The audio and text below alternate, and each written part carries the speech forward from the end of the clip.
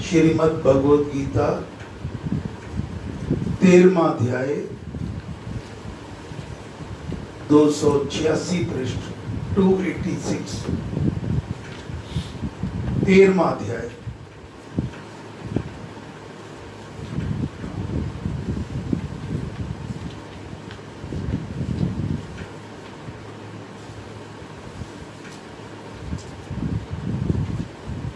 ओम नमो भगवते वासुदेवाय नमः। ओम नमो भगवते वासुदेवाय नमः। ओम नमो भगवते वासुदेवाय नमः।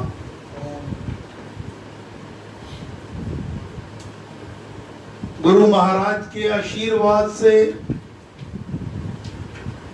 श्री राम कृपा से यहाँ श्री राम नाम सेवा सदन में ये श्री गीता ज्ञान यज्ञ आज 8वें दिन में प्रवेश हो रहा है।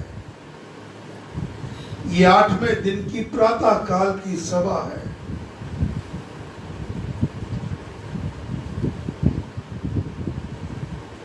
ये सब श्री राम कृपा ही है।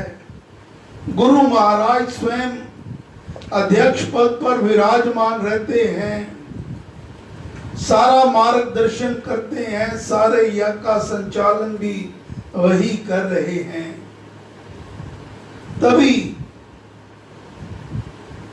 ये सारा यज्ञ निर्विघ्न चल रहा है। वही हमारे भीतर भाव भरते हैं, जिन भावों को लेकर एक साधक को श्री गीता जी के पाठ करने चाहिए। कल के पाठ में जो मुख्य बातें भगवान कह रहे थे, सबसे पहली तो 9वें अध्याय का श्लोक नंबर 34, मुझ में मन को लगा, मेरा भक्त बन, मेरा पूजन कर और मुझको नमस्कार कर। इस प्रकार अपने आत्मा को मुझ में जोड़कर मेरे आश्रित होकर तू मुझे ही पाएगा। अर्थात हे प्यारे, भगवान कह रहे हैं तू मुझे सब कुछ मानकर, सब कुछ मेरे पास आ जा, मुझसे ही प्रेम कर, मेरी ही पूजा कर, सब वासुदेव जानकर सबको नमस्कार कर, तब तू निश्चित ही मुझे पाएगा। टोटल समर्पण भगवान के आगे। दूसरी बात, अनन्य भक्ति। भगवान ने अनन्य भक्ति पर बहुत अधिक बल दिया है। अनन्य भक्ति का मतलब केवल और केवल एक पर भरोसा। वही बात जो 9वें अध्याय के 34वें श्लोक में कह रहे हैं, वही बात को उसी और ढंग से भगवान 11वें अध्याय में, जब भगवान ने अर्जुन को अपना विराट रूप दिखाया, विषम रूपी रूप दिखाया, तब 53वें और 54वें श्लोक में भगवान अनन्य भक्ति का महत्व समझाते हुए अर्जुन को कहते हैं, जिस प्रकार तूने मुझे देखा है उस प्रकार मैं वेदों से, तप से, दान से तथा यज्ञ से नहीं देखा जा सकता। देखो कितना ये बड़े बड़े बातें हैं। वेदों का अध्ययन, पाठ, तप करना, दान देना तथा यज्ञों से मैं ये नहीं देखा जा सकता, परंतु हे परंतप, इस प्रकार के मेरे रूप को जानने के लिए, देखने के लिए, उसमें वास्तविकता से प्रवेश करने के लिए अनन्य भक्ति ही साधन हो सकती है। मैं अनन्य भक्ति से ही जाना जा सकता हूं। यही बात परम पूजनीय श्री प्रेम जी महाराज कहा करते अपने प्रवचनों में कि अपने प्रभु, अपने इष्ट श्री राम में पूरा भरोसा रखा करो। एक बार राम नाम को पाकर फिर इधर उधर भटकना ठीक नहीं। कई लोग कहते हैं कि जी मुझे तो राम जाप करते हुए बहुत समय हो गया, नाम दीक्षा लिए भी बहुत समय हो गया, परंतु कुछ बात बनी नहीं। तो महाराज कहा करते, महाराज की घटना आती है, स्वामी जी महाराज के पास कोई देवी गई, उसने यही बात कही कि महाराज आप आशीर्वादों में तो बहुत राम नाम जपती हूं, मेरा अभी कुछ नहीं हुआ। तो कहने लगे, देवी अगर राम नाम से तेरा कुछ नहीं होगा तो सत्यानंद क्या करेगा? अर्थात अगर राम नाम से कुछ नहीं मिला तो फिर और कहीं भी कुछ नहीं मिल सकता। अब आगे पाठ करेंगे 13वें अध्याय में भगवान क्या समझा रहे हैं अर्जुन को। भगवान ने कहा, हे कौन्तेय, ये मनुष्य देह एक क्षेत्र, आत्मा का निवास स्थान कहा जाता है। ये जो देह है ये एक तीर्थ स्थान है जिसमें भगवान का अंश, परमात्मा का अंश आत्मा, यहां तक के भगवान स्वयं हमारे घट मंदिर जो हमारे इस देह में है वहां पे विराजमान करते हैं। तो ये देह तो एक तीर्थ स्थान हुआ। इस क्षेत्र को जानता है, उस साक्षी को तत्वदर्शी क्षेत्रज्ञ कहते हैं। हे भारत, सब शरीरों में विद्यमान मुझको भी तुम क्षेत्रज्ञ जान। क्षेत्रज्ञ मैंने परमात्मा, जो इस क्षेत्र में, क्षेत्र होता है शरीर, और उसको जो, उसका जो साक्षी है, उसको जो देख रहा है, सबको कंट्रोल कर रहा है, वो है जीव आत्मा, वो है हमारी आत्मा। और जो सबको देख रहा है वो है क्षेत्रज्ञ अर्थात भगवान। क्षेत्र और क्षेत्रज्ञ को जो ज्ञान है, देह और आत्मा की भिन्नता का जो ज्ञान है, मेरे मत में वही ज्ञान है।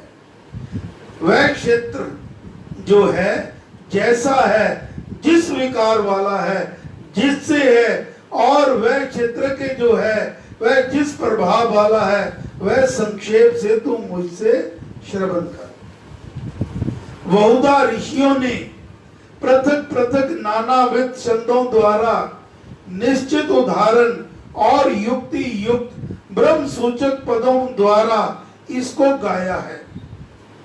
महाभूत, अहंकार, बुद्धि और इसी प्रकार कारण शरीर, मन सहित 10 इंद्रियां और इंद्रियों के 5 विषय, इच्छा, द्वेष, सुख दुख, सबका संघात, देह परस्पराकर्षण, चेतन शक्ति और धैर्य, ये विकारों सहित क्षेत्र संक्षेप से कहा गया है। ऊपर कहे जिन पदार्थों को और गुणों को क्षेत्र कहते कहा है, वे आत्मा के साथ सजीव हैं, चित्त वृत्तियों के आधार हैं, और शरीर में उन्हीं द्वारा आत्मा की शक्तियों का प्रकाश होता है। क्षेत्र के ज्ञान को वर्णन करते हुए महाराज ने कहा, अपानपन, अदम्भता, अहिंसा, क्षमा, सरलता, गुरुजनों की सेवा, पवित्रता, स्थिरता, अपने आप का वशीकार, इंद्रियों के विषयों में वैराग्य और इसी प्रकार अहंकार रहितपन और जन्म, मृत्यु, बुढ़ापा, व्याधि, दुख और दोषों को देखना, इनके होने को अवश्य भावी जानना, कर्मों के फलों में ना फंसना, पुत्र, स्त्री और ग्रह आदिकों में मोह का ना होना। इसमें ये नहीं कह रहे कि उनको छोड़ना है, अपना कर्तव्य नहीं करना है, उनके मोह में नहीं फंसना,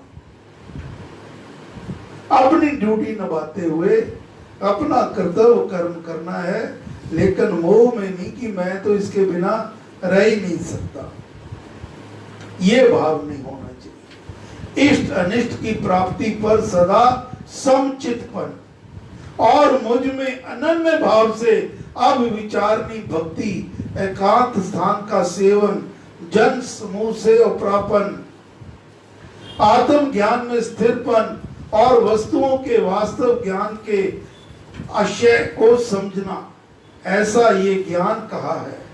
जो इससे विपरीत वह अज्ञान है, इन्हीं भावों का उल्ट अज्ञान कहा जाता है। जो जानने योग्य है, जिसे जानकर जन मोक्ष को प्राप्त करते हैं, वह अब मैं कथन करूंगा।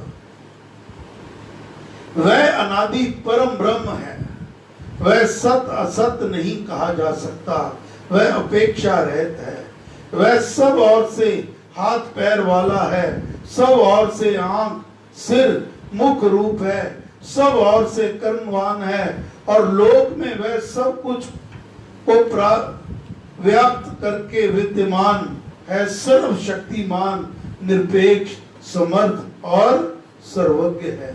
ये भगवान के गुण बता रहे हैं।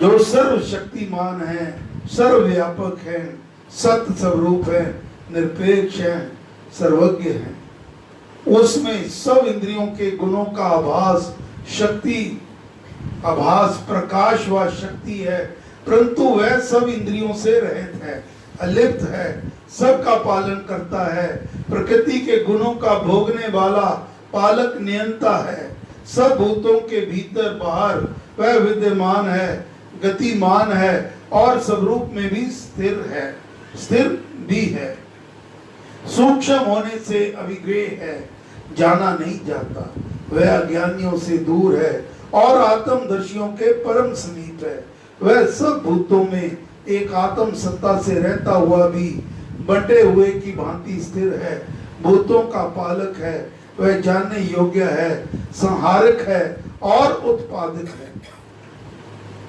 वह ज्योतियों की ज्योति है, अंधकार से ऊपर ज्ञान है, वह ज्ञेय है, वही ज्ञान से प्राप्त होने योग्य है और वह मनुष्य मात्र के हृदय में विराजमान है। महाराज ने कहा, इस प्रकार से मैंने संक्षेप से क्षेत्र, ज्ञान और ज्ञेय बतलाया। मेरा भक्त इसको जानकर मेरे भाव को, मेरे स्वरूप को प्राप्त होता है। इसी प्रकार प्रकृति और पुरुष दोनों को तू अनादि जान। प्रकृति के कार्यों और गुणों को प्रकृति ही से उत्पन्न हुए तू समझ।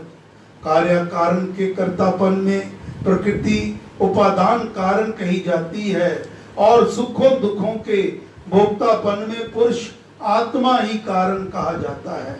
प्रकृति में रहता हुआ पुरुष ही प्रकृति से उत्पन्न हुए गुणों को भोगता है।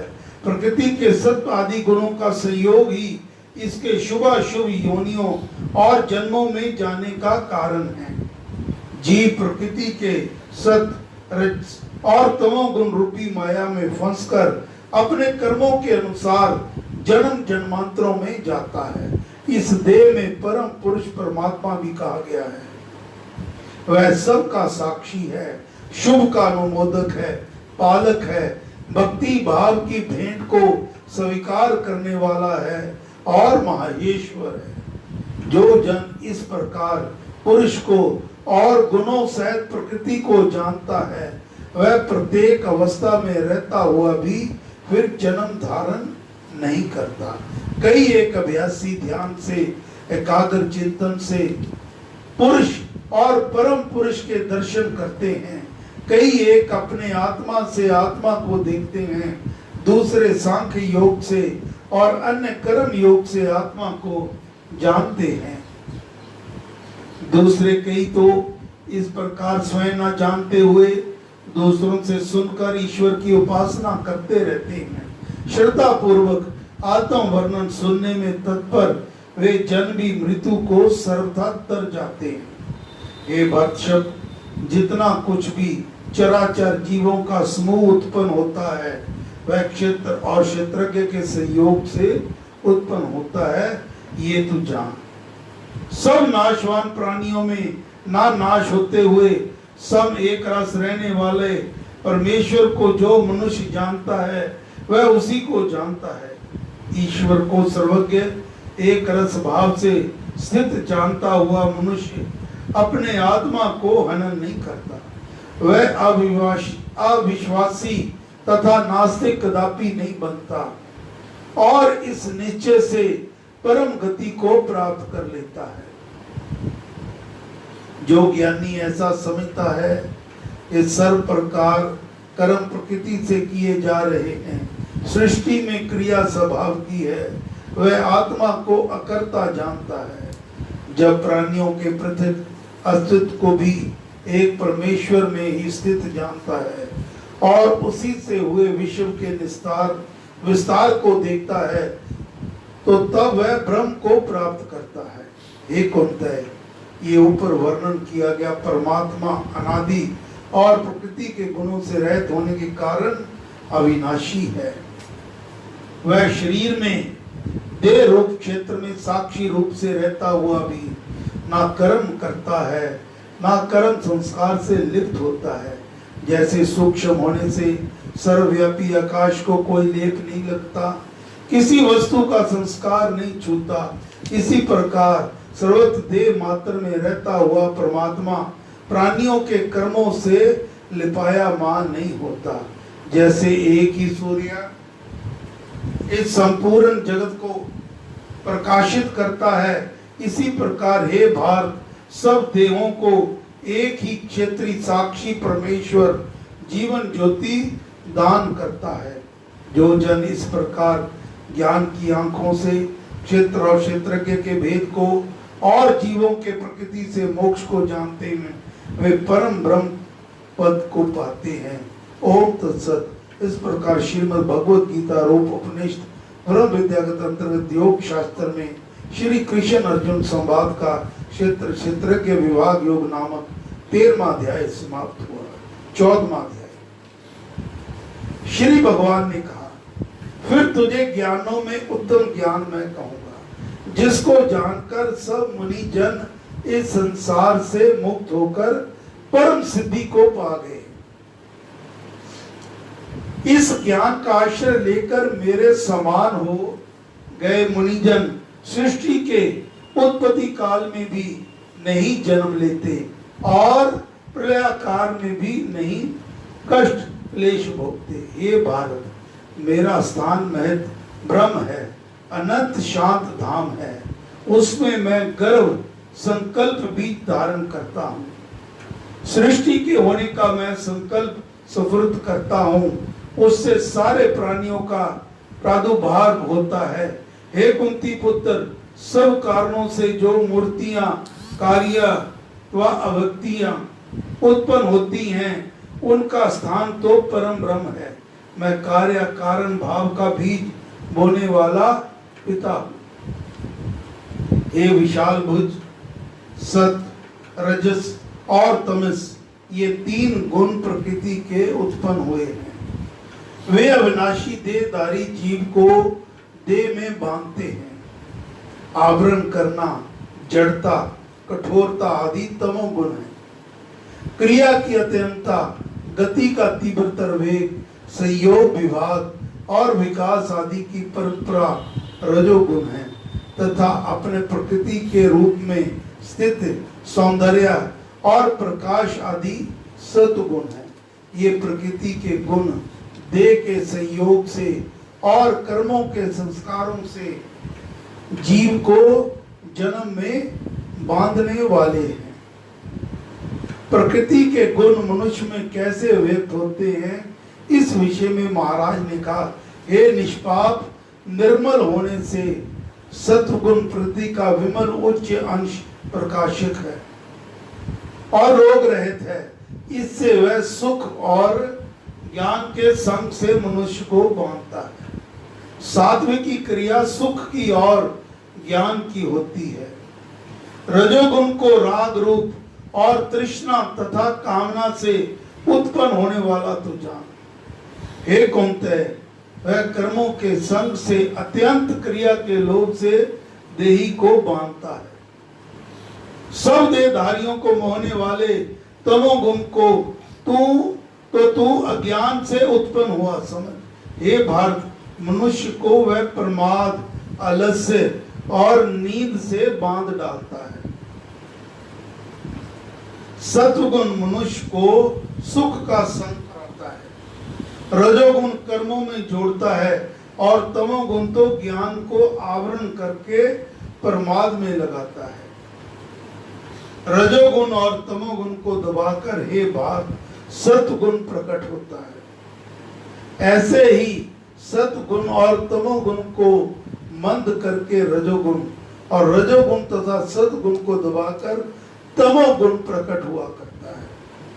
प्रकृति के संयोग से आत्मा में जो प्रकृति के विकारों में अहम भाव हो जाता है, प्रकृति के स्वभावों को जो वह अपने मानने लग जाता है और देह आदिकों में जो आत्म बुद्धि उत्पन्न हो जाती है, इसी से प्रकृति के गुण आत्मा में प्रकट हो जाया करते हैं।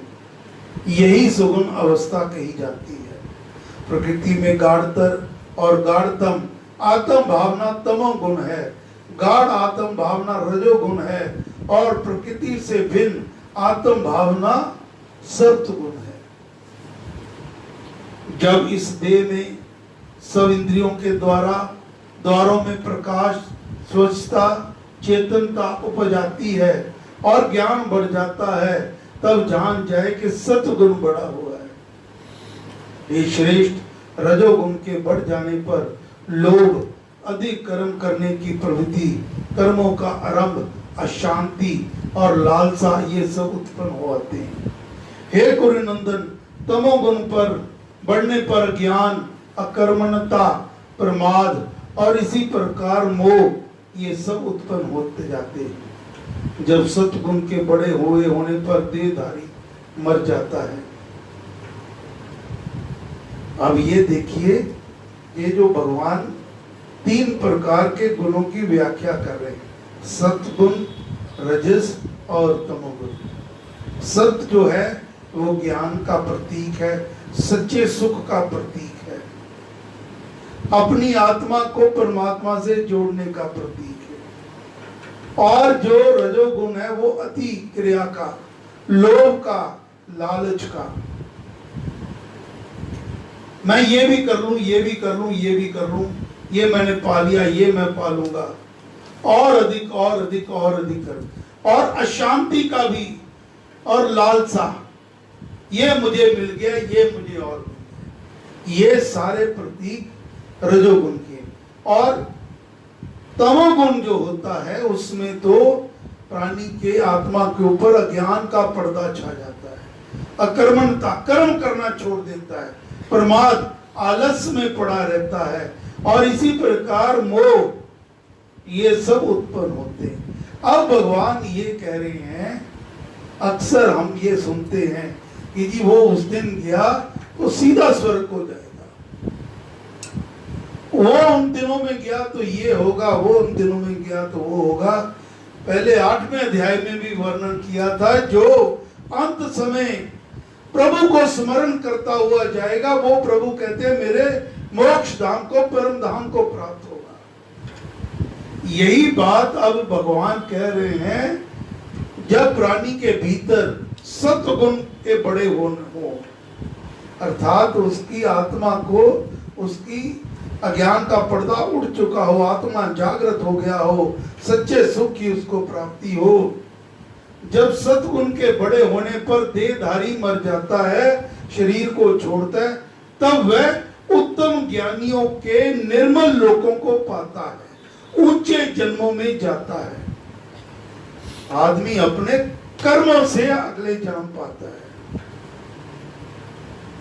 रजोगुण की वृद्धि की अवस्था में मरकर मनुष्य कर्म करने वाले जन्मों को प्राप्त करता है, और तमोगुण की वृद्धि में मरा हुआ, जिस व्यक्ति की तमोगुण में बड़े हुए में मृत्यु हो जाए, नशे करे, जुआ खेले, शराब करे और दुनिया भर के दोष वो करे, और उसी अवस्था में आलस्य में पड़ा रहे, उसी आलस्य में वो, उसी स्थिति में वो मर जाए, तो भगवान कह रहे तमोगुण की वृद्धि में, जब तमोगुण उसके अंदर बढ़े हुए हों, मरा हुआ मनुष्य अज्ञान में जन्मों में जाता है, 84 लाख योनियों का भोग भोगता है। पुण्य कर्म का फल सात्विक और निर्मल कहते हैं। अच्छा कर्म करोगे, शुभ कर्म करोगे तो उसका सात्विक फल मिलेगा। रजोगुण का फल दुख बताते हैं, और तमोगुण का फल अज्ञान कहा करते हैं। रजोगुण का कहते हैं दुख का है, वो कहते हैं जिसका बहुत अधिक पैसा आ गया और कमा रहा, वो तो सुखी है, लेकिन अंदर उसके भीतर झांक के देखना, वो कभी भी मन उसका सदा शांत रहता है। मैं ये पा लिया, ये मैं और पालूं, ये मैं और पालूं। बड़े बड़े करोड़ों अरबों पति हमने सुने हैं इतिहास में, कई ऊंची मंजिलों से अपने आप से दुखी होकर आत्महत्या तक कर लेते हैं।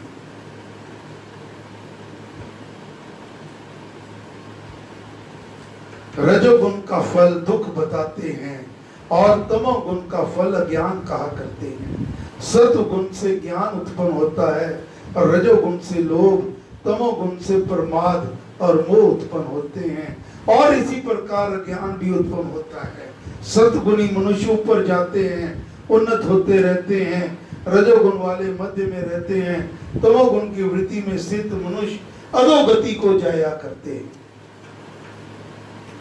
ज्ञान, विवेक, विचार, सुबुद्धि, सावधानी, सत्कर्म, कर्तव्य पालन, सेवा, परहित साधन, पुरुषार्थ, सत्संग, स्वाध्याय, उपासना, समता, संतोष आदि सात्विक भाव है।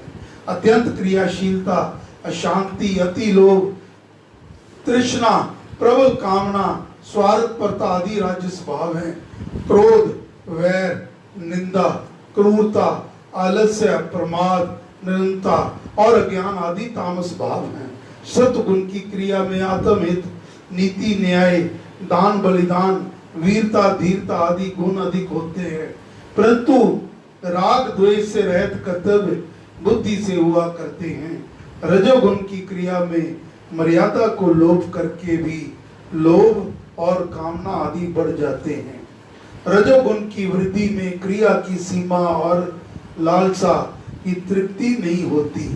जब साक्षी आत्मा गुणों से अतिरिक्त दूसरे को कर्मों का कर्ता नहीं जानता और गुणों से ऊपर जो परमेश्वर व आत्मा है उसको जानता है, तब मेरे भाव स्वरूप को प्राप्त कर लेता है। देह से उत्पन्न हुए इन तीनों गुणों को लांघ कर इनसे ऊपर उठकर देहधारी जन्म, मृत्यु, बुढ़ापा और दुखों से मुक्त होकर मोक्ष के आनंद को भोगता है। अर्जुन ने पूछा, हे प्रभु, जो इन तीन गुणों को पार कर जाता है उसके क्या लक्षण है, वह किस आचरण वाला होता है और कैसे इन तीन गुणों को लांघ कर रहता है। श्री भगवान ने उत्तर दिया, हे पांडु पुत्र, जो ज्ञानवान जन प्रकाश, प्रवृत्ति और मोह के, सत्व, रजस और तमस के प्रवृत्त होने पर द्वेष नहीं करता और इनके निवृत्त होने पर भी इनकी इच्छा नहीं रखता, तटस्थ की भांति साक्षी बना रहता है, गुणों से चलाया मान नहीं होता, गुण ही काम कर रहे हैं, ऐसा जानकर जो स्थिर रहता है और अपने समभाव से नहीं डोलता, जो सुख दुख में सम है,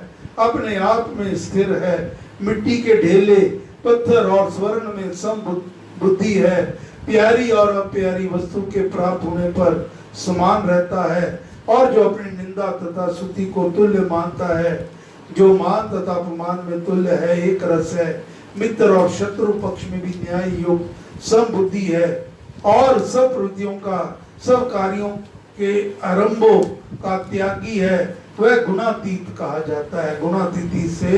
गुणातीत से तात्पर्य जीवन मुक्त आत्मा में रहने वाला, सम बुद्धि से स्वभाव में काम करने वाला और ईश्वरीय कर्म में वर्तता हुआ पूर्ण ज्ञानवान मनुष्य है। संसार में स्वभाव की क्रिया का प्रवाह नदी के जल प्रवाह की भांति निरंतर बड़े वेग से बह रहा है। समभाव में रहकर रक्षण, पालन, परहित और सेवा आदि कर्मों को करते जाना उस ईश्वरीय नियम के साथ सहयोग करना है, और ऐसी अवस्था युक्त मनुष्य गुणातीत होता है। जो उपासक अनन्य भाव युक्त भक्ति योग से मेरी सेवा करता है, मुझे आराधता है, वह इन गुणों को पार करके ब्रह्म रूप को जाने योग्य हो जाता है। निश्चय से ब्रह्म की स्थिति मैं हूँ, अविनाशी पद मोक्ष की प्रतिष्ठा मैं ही हूँ, सनातन धर्म और परम सुख का स्थान भी मैं ही हूँ। ओम तत्सत। इस प्रकार श्रीमद् भगवत गीता रूप उपनिषद ब्रह्म विद्यागत अंतर्गत योग शास्त्र में श्री कृष्ण अर्जुन संवाद का गुण त्रय विभाग योग नामक 14वां अध्याय समाप्त हुआ। ओम ओम नमो भगवते वासुदेवाय। ओम नमो भगवते वासुदेवाय। ओम नमो भगवते वासुदेवाय।